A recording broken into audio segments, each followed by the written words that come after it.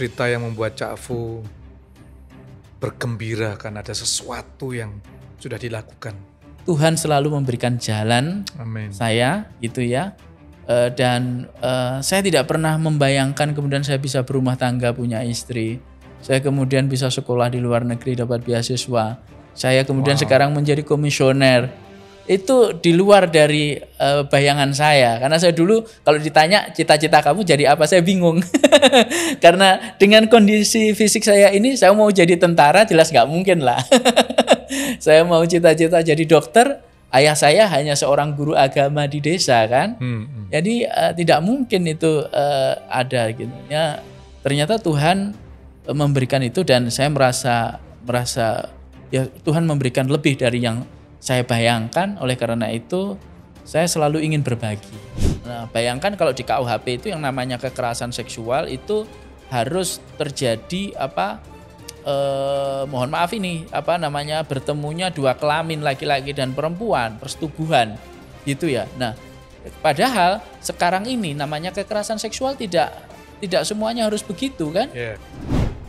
Hari ini kita akan berbincang-bincang tentang Komisi Nasional Anti Kekerasan, khususnya terhadap teman-teman perempuan atau Komnas Perempuan, yang sangat penting sekali untuk masyarakat wanita yang ada di Indonesia ini.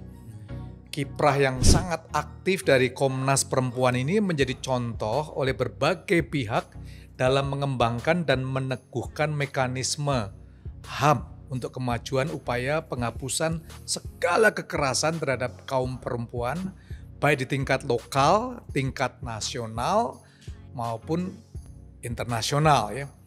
Saya Jimmy Untoro, dalam satu cerita untuk Indonesia kita akan membahas secara tuntas dan saya akan hadirkan seorang sahabat yang sangat aktif berkecimpung di dalam pengembangan sekaligus mempertahankan hak-hak daripada kaum wanita, yaitu Mas Bahrul Fuad atau dikenal dengan Cak Fu. Ya. Assalamualaikum Pak Cak Fu. Waalaikumsalam Mas. Apa kabar Mas? Baik, alhamdulillah. Sehat-sehat? Baik. Alhamdulillah sehat. Saya dengar kemarin barusan dari Paman Sam nih Amerika. Cerita dikit dong, Cak Fu gimana pengalaman di Amerika? Oh iya, baik. Terima kasih Mas Jimmy. Jadi waktu itu saya mendapatkan penghargaan sebagai Global Mobility Champion. Wow. Dari Will for Humanity, itu sebuah yayasan di California, dan mereka mengundang saya beserta keluarga untuk memberikan speech di depan para donatur di Santa Monica. Wow. Dan ya itu penghargaan bagi kerja-kerja saya di dunia disabilitas selama 25 tahun. Luar biasa. Jadi pengalaman yang cukup unik ya. Betul. Jadi enak di Amerika atau enak di Indonesia nih? Kalau menurut saya sih masih enak nasi pecel ya. Saya di sana bingung keliling-keliling cari makanan Indonesia karena semuanya Western ya. Jadi saya bingung, saya nggak bisa makan roti, nggak bisa keju. Susah, saya nggak kenyang-kenyang kalau makan enak itu. Pisang goreng ya. Nah, pisang goreng, pecel, nah itu. Ya, Cak Fu, kalau kita berbicara tentang penguatan HAM perempuan maupun anak-anak, khususnya kaum disabilitas ini ya, bagaimana sih yang terjadi di dunia hak-hak asasi manusia, khususnya kaum perempuan ini? Menurut berdasarkan data dari catatan tahunan Komnas Perempuan yang terbit setiap bulan Maret setiap tahunnya, itu kemarin di Catahu 2022 itu mencatat bahwa ada 3.838 kasus kekerasan terhadap perempuan sepanjang tahun 2021. Wow. Nah, itu kalau kita bagi dalam 365 hari itu ada sekitar 8 atau sampai 10 ya perempuan mengalami kekerasan di setiap harinya di Indonesia. Nah, ini artinya bahwa Indonesia sebenarnya sedang tidak baik-baik saja terkait dengan situasi penghormatan terhadap hak-hak perempuan dan perlindungan perempuan dari kekerasan. Wow, Jadi kalau kita membicarakan kekerasan seksual ya, Cak Fu ya, khususnya untuk teman-teman perempuan disabilitas ya. Betul. Dari pengalaman Cak Fu sendiri, apa sih yang sering dihadapi? Jadi bentuk-bentuk kekerasan seksualnya kalau yang dihadapi oleh saudara-saudara kita perempuan dengan disabilitas bermacam-macam ya. Ada bentuk pelecehan seksual, kemudian ada perkosaan, bahkan juga ada kekerasan seksual yang disertai dengan pembunuhan. Itu banyak terjadi pada saudara-saudara kita perempuan dengan disabilitas. Nah, ini terjadi karena memang ada beberapa persoalan. Yang pertama, stigma negatif terhadap perempuan dengan disabilitas itu masih sangat kuat di masyarakat kita. Jadi perempuan disabilitas dianggap sebagai individu yang mudah sekali dia mengalami kekerasan karena keterbatasan-keterbatasan yang dimiliki. Misalkan contohnya untuk perempuan tuli itu kan kalau mengalami kekerasan dia dianggap susah untuk mengadu, melapor gitu ya, karena ada hambatan komunikasi. Nah, sementara ada juga perempuan disabilitas netra gitu ya, yang juga menjadi korban kekerasan, dianggap oleh pelakunya itu dia kalau mengalami kekerasan kan nggak bisa memberikan kesaksian siapa pelakunya karena tidak bisa mengidentifikasi, tidak tahu siapa pelakunya. Nah, jadi kekerasan seksual terhadap perempuan dengan disabilitas itu sangat terkait dengan jenis keterbatasan yang mereka miliki. Yang kedua, pengetahuan informasi tentang kekerasan seksual dan kekerasan berbasis gender terhadap perempuan dengan disabilitas sangat terbatas. Informasi-informasi mengenai soal perlindungan kekerasan, soal kesehatan reproduksi, ini kan semuanya nggak bisa diakses. Sebagian besar nggak bisa diakses oleh saudara-saudara kita yang memiliki hambatan komunikasi ya, baik tuli maupun netra dan teman-teman kita yang paling banyak adalah disabilitas intelektual atau disabilitas mental. Dan yang terakhir, Mas Jimmy, itu adalah aparat penegak hukum kita itu masih belum sensitif terhadap kebutuhan saudara-saudara kita yang menjadi saudara-saudara kita perempuan disabilitas yang menjadi korban kekerasan seksual. Banyak sekali mereka ketika mengadu itu tidak dipercaya oleh aparat. Wow. Gitu ya. Misalkan ketika dia disabilitas netra mengadu, dia ditanya orangnya bagaimana, wajahnya, ciri-cirinya apa loh. Dia tidak tahu kan, dia tidak bisa melihat. Terus kemudian juga teman-teman kita yang tuli yang ketika mau lapor dia nggak ada juru bahasa isyarat ya, interpreter untuk bahasa isyaratnya, ini menjadi kesulitan. Dan yang terakhir, banyak sekali saudara-saudara kita yang disabilitas intelektual atau disabilitas mental, kesaksiannya tidak dipercaya karena orang disabilitas intelektual dianggap oleh aparat kita itu orang dalam tanda petik orang yang gila, jadi kesaksiannya diragukan. Nah, ini kan sebenarnya tidak benar gitu kan. Artinya bahwa sistem hukum kita, sekali lagi yang seperti disampaikan Mas Untoro, Mas Jimmy tadi, bahwa sistem kita harus diperbaiki lah, yang lebih memperhatikan kondisi-kondisi saudara kita yang disabilitas. Wah. Cak Fu, saya mendengar beberapa kegiatan yang cukup signifikan ya. Salah satunya adalah kampanye 16 hari anti kekerasan terhadap perempuan. Bisa ceritakan nggak kampanye ini? Ya, itu sebenarnya program tahunan yang dilakukan oleh Komnas Perempuan setiap mulai tanggal 25 November hingga puncaknya di Hari HAM Internasional 10 Desember. Jadi kami melakukan kampanye anti kekerasan terhadap perempuan selama 16 hari, baik secara offline maupun secara online. Secara online kita melakukan beberapa kegiatan kerjasama dengan mahasiswa dan lembaga-lembaga lain, bikin semacam konten-konten podcast gitu ya, atau film-film pendek. Nah, yang secara offline kita berkunjung ke daerah-daerah yang terpencil di beberapa di Indonesia, yang kami lihat di Komnas Perempuan bahwa daerah-daerah ini pelayanan publik terkait dengan pencegahan kekerasan seksual dan kekerasan terhadap perempuan masih perlu ditingkatkan. Seperti saya pernah ke Maluku Utara yang daerah kepulauan, di sana saya juga menemukan bahwa ternyata kalau ada korban di satu pulau, perempuan korban kekerasan seksual di satu pulau, itu kalau mau mengadu ke kepolisian harus nunggu perahu 1 hari lagi bisa nyampe ke sana. Padahal perahunya bisa 2 hari sekali situ. Dan sehingga korban kemarin dilaporkan ke saya, korban sampai meninggal karena terjadi infeksi pada alat kelaminnya. Nah ini menjadi sangat memprihatinkan situasi kita di Indonesia ini, karena negara kita juga banyak yang kepulauan tapi sistem layanannya belum terbangun dengan bagus. Jadi kampanye 16 hak asasi hari anti kekerasan terhadap perempuan ini gimana sih Cak Fu ya, memperkuat jaringan kemitraan dari Komnas Perempuan dengan pemerintah daerah, masyarakat sipil. Betul. Apa yang terjadi selama ini?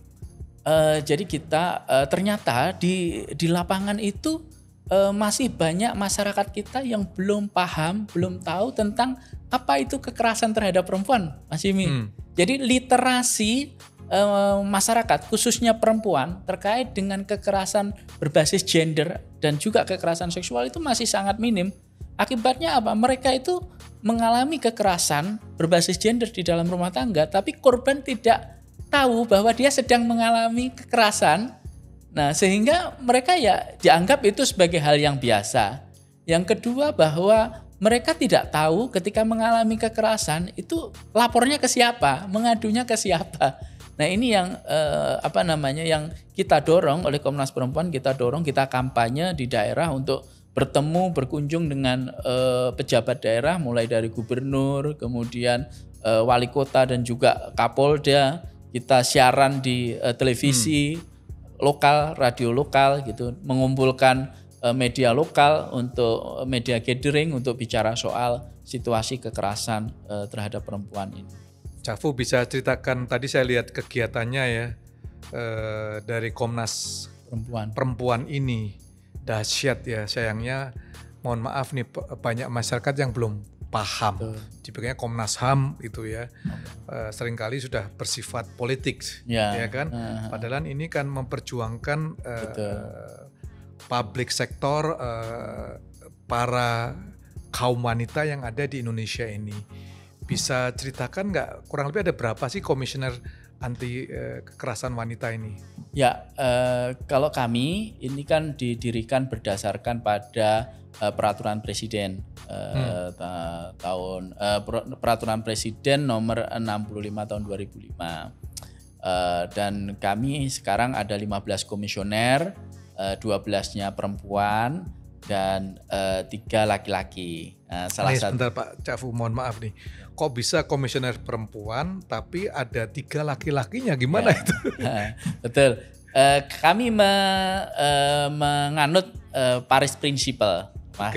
Paris Principle di mana lembaga HAM nasional itu juga harus mengakomodasi perbedaan-perbedaan keragaman yang ada di masyarakat. Nah, saya terpilih mewakili komunitas disabilitas karena mereka melihat karya saya selama lebih 25 tahun berkecimpung di dalam pemberdayaan dan advokasi teman-teman disabilitas. Kemudian ada juga yang laki-laki satunya Bapak Kiai Haji Imam Nahoi. Beliau adalah ulama gitu ya, yang concern terhadap kesetaraan gender begitu. Terus kemudian ada juga namanya Bapak Ferianto Sitohang.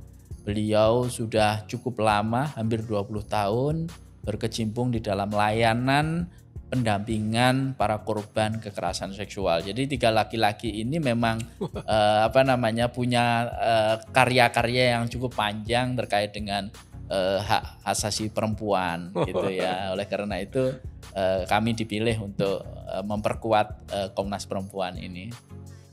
Ya, Cak Fu, Anda sendiri congratulations nih dipilih di tahun yang lalu ya, 2022 sebagai Mobility Champion dari Indonesia khususnya Momentum for Humanity. Ya. Ada di Amerika. Gimana kok bisa sampai dinobatkan sebagai Mobility Champion? Bisa ceritakan nggak, Capu?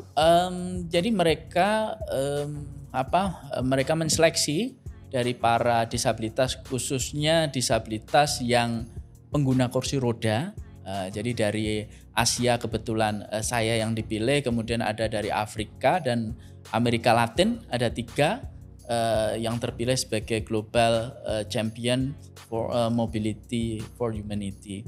Nah, itu dilihat dari karya-karya yang sudah dilakukan. Nah, selama ini saya memang concern terhadap perjuangan hak asasi teman-teman disabilitas gitu sejak tahun 96 masih. Cafu, selamat ya. Jadi tadi menyinggung tentang Undang-Undang Nomor 12 tuh Cafu tahun 2022 ya, tentang tindakan pidana kekerasan seksual. Udah diketok nih ya. Ya, sudah. Gimana sih implementasi dari undang-undang tersebut, Pak? Ya, sebenarnya undang-undang ini diharapkan bisa mengakomodasi persoalan menyelesaikan persoalan tentang kekerasan seksual yang ada sekarang ini, karena di dalam Undang-Undang Nomor 12 tahun 2022 ini, atau yang sering kali disebut sebagai Undang-Undang TPKS, itu mengandung unsur pencegahan, kemudian penanganan hingga pada pemulihan korban. Nah, selama ini ketika terjadi kasus kekerasan seksual itu kita menggunakan KUHP, di mana definisi tentang dan jenis kekerasan seksual di KUHP itu masih sangat sempit gitu ya. Nah, bayangkan kalau di KUHP itu yang namanya kekerasan seksual itu harus terjadi mohon maaf ini bertemunya 2 kelamin, laki-laki dan perempuan, persetubuhan gitu ya. Nah, padahal sekarang ini namanya kekerasan seksual tidak semuanya harus begitu kan? Jadi, oleh karena itu KUHP dipandang sudah tidak bisa mengakomodir persoalan-persoalan dinamika kekerasan seksual yang ada. Kemudian dibuatlah undang-undang khusus namanya Undang-Undang TPKS. Nah, ini bentuk dan jenis kekerasan seksualnya cukup banyak ya. Jadi ada misalkan kekerasan seksual verbal, kekerasan seksual non verbal, kekerasan seksual fisik dan kekerasan seksual non fisik ya. Nah, itu ada, kemudian ada pelecehan seksual, ada perkosaan, ada pemaksaan aborsi, pemaksaan pernikahan, dan lain sebagainya. Nah, ini di Undang-Undang TPKS itu, dan Undang-Undang TPKS ini yang paling penting adalah aspek pada pemulihan korban. Selama ini penanganan kasus kekerasan seksual itu kayak pemadam kebakaran, Mas Imi. Jadi kalau pemadam kebakaran ada rumah kebakar, apinya dipadamkan, tapi pemadam kebakaran nggak mikir orang yang punya rumah setelah ini tinggal di mana, kan nggak pernah dipikir. Begitu juga kasus kekerasan seksual juga begitu. Selama ini kalau ada kasus kekerasan seksual, pelakunya ditangkap, dihakimi, dihukum sebesar-besarnya ya, tapi kemudian korbannya tidak pernah dipikir. Trauma dia psikologis trauma secara psikologis yang berkepanjangan, dia dianggap sebagai perempuan kotor yang harus disingkirkan oleh masyarakat. Ini tidak pernah dipikir oleh aparat dan tidak pernah kita pikir. Nah, di Undang-Undang TPKS ini kita atur soal pemulihannya. Cak Fu sendiri kalau ngelihat Indonesia ya, apa sih mimpi seorang Cak Fu sebagai anggota Komnas Anti Kekerasan Perempuan? Ya. Mimpi Cak Fu apa? Ya, mimpi saya Indonesia ini menjadi negara yang ramah terhadap perempuan, respect terhadap perempuan. Perempuan bisa berkarya dimanapun, kapanpun itu dengan nyaman, dengan merasa aman, tidak ditakut-takuti kalau nanti mengalami kekerasan. Karena saya percaya bahwa anak bangsa ini lahir kan karena perempuan, gitu ya. Kalau kalau perempuannya itu baik-baik, ya artinya aman, dia bisa berkarya, dia bisa kontribusi terhadap mengembangkan dirinya dengan baik, otomatis generasi yang dilahirkan juga akan menjadi generasi yang hebat. Tapi kalau perempuannya itu didiskriminasi, perempuannya mengalami pelecehan, direndahkan, dia tidak punya kesempatan untuk berkembang perempuan, sehingga dia tidak bisa mendampingi atau menghasilkan generasi-generasi muda yang hebat-hebat untuk bangsa ini. Jadi kenapa itu disebut Ibu Pertiwi, nggak ada Bapak Pertiwi kan? Karena memang bangsa ini, generasi bangsa ini lahir dari para ibu yang luar biasa. Aku bisa cerita nggak pengalaman yang paling memilukan sejak berada di Komnas Perempuan? Ya, Nggak bisa terlupakan lah, gitu ya. Jadi pertama kali saya menjadi komisioner itu tiba-tiba ada seorang perempuan yang masuk ke ruangan saya dan menangis sejadi-jadinya.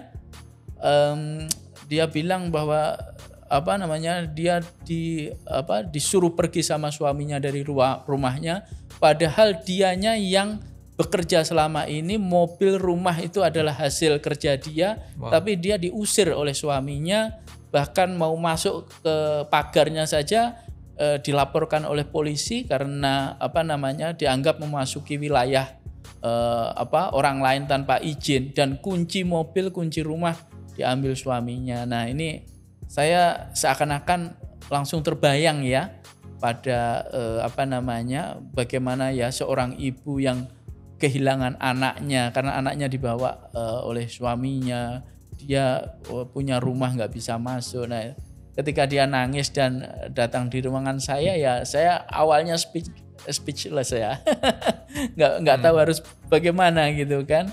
Tapi kemudian ya kita tenangkan, kita dampingi untuk bisa lapor langsung ke Dinas Pemberdayaan Perempuan dan Perlindungan Anak. Cak Fu, kalau cerita yang membuat Cak Fu bergembira kan ada sesuatu yang sudah dilakukan. Ya, selama saya ini begini Mas Jimmy. Jadi saya merasa bahwa saya sudah diberi Tuhan cukup banyak ya. Jadi saya bukan orang kaya Mas Jimmy, saya bukan orang yang berlimpah. Tapi soal kelimpahan itu kan dari hati ya. Amin. Karena saya merasa bahwa Tuhan sudah memberikan banyak dalam hidup saya. Kalau saya flashback ke saya, misalkan saya sekarang udah 47, saya flashback 35 tahun yang lalu lah, ketika saya masih SMP atau masih saya tidak pernah terbayang, karena saya dulu hanya bisa merangkak begitu ya kemana-mana. Dan saya nggak bisa pergi jauh dari lingkungan rumah. Ya saya perginya ke situ, saya nggak pernah main ke tetangga desa. Tapi seiring berjalannya waktu, Tuhan selalu memberikan jalan. Amen. Saya gitu ya. Dan saya tidak pernah membayangkan kemudian saya bisa berumah tangga, punya istri. Saya kemudian bisa sekolah di luar negeri, dapat beasiswa. Saya kemudian sekarang menjadi komisioner. Itu di luar dari bayangan saya. Karena saya dulu kalau ditanya cita-cita kamu jadi apa, saya bingung. Karena dengan kondisi fisik saya ini, saya mau jadi tentara jelas nggak mungkin lah. Saya mau cita-cita jadi dokter, ayah saya hanya seorang guru agama di desa kan. Jadi tidak mungkin itu ada gitu. Ya, ternyata Tuhan memberikan itu, dan saya merasa ya Tuhan memberikan lebih dari yang saya bayangkan. Oleh karena itu saya selalu ingin berbagi kepada Amen. yang bisa saya bagi begitu ya, kepada siapapun. Saya hanya ingin bahwa nanti di akhir hidup saya begitu ya, saya sudah memberikan apa yang Tuhan berikan pada saya kepada orang lain, begitu saja sih. Iya. Cak Fu bisa sharing nggak kepada teman-teman satu cerita untuk Indonesia ini, impian yang ingin dicapai dalam sisi kinerja komisioner, Komnas Perempuan, Komnas Disabilitas, dream yang Pak Cak Fu bisa sampaikan? Impian saya ini Indonesia ini menjadi negara yang yang sangat mendasarkan kehidupannya pada prinsip-prinsip kemanusiaan. Indonesia ini sebenarnya berdiri atas kesepakatan banyak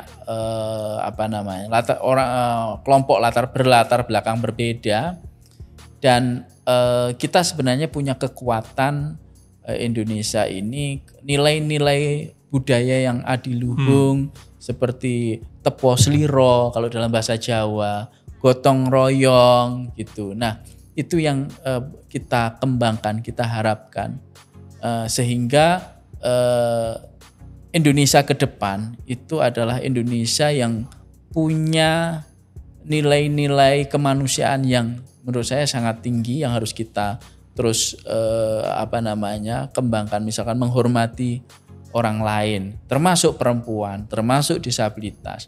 Sebenarnya kalau prinsip tepo sliro menghormati orang lain ini kemudian kita implementasikan, kita rumuskan dalam program-program kenegaraan, saya pikir sudah luar biasa itu. Jadi menghormati perempuan, menghormati tepo sliro itu kan menghormati perempuan, menghormati penyandang disabilitas, menghormati siapapun yang berbeda agama, yang berbeda suku, berbeda posisi dan lain sebagainya. Nah, ini yang harus kita terus perjuangkan. Nah, impian saya begitu. Jadi Indonesia besar bukan karena ekonomi saja, bukan karena pembangunan infrastruktur yang masif, tapi karena karakter yang menghormati sesama manusia.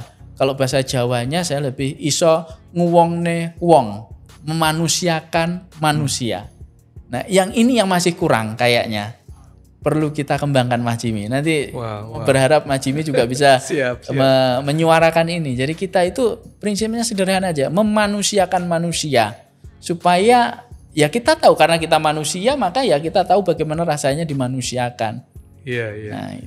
Wah, Cak Fu luar biasa sekali. Saya sangat terinspirasi dengan cerita-cerita dan sekaligus kegiatan daripada Komnas Perempuan yang menjadi bagian daripada panggilan hidup daripada Cak Fu dan teman-teman. Sukses ya Cak Fu ya. Terima kasih. Untuk Anda semuanya, Satu Cerita untuk Indonesia. Ayo bersama-sama kita sebagai manusia Indonesia saling menghargai karena kita diciptakan sejajar. Siapapun Anda, suku, agama, ras, dan Indonesia adalah rumah kita, dan kita lihat karya-karya daripada Cak Fu bersama teman-teman komisioner di Komnas Perempuan yang mengangkat derajat teman-teman wanita dan juga disabilitas. Yuk sama-sama kita dukung semua kegiatan daripada Cak Fu ini, dan sukses untuk Cak Fu dan seluruh teman-teman di komisioner, Pak. Salam untuk mereka semuanya. Oke, and terima kasih ya guys telah menonton program ini, dan jangan lupa untuk like, comment, share, nyalakan lonceng notifikasi untuk program-program yang akan datang dalam Satu Cerita untuk Indonesia.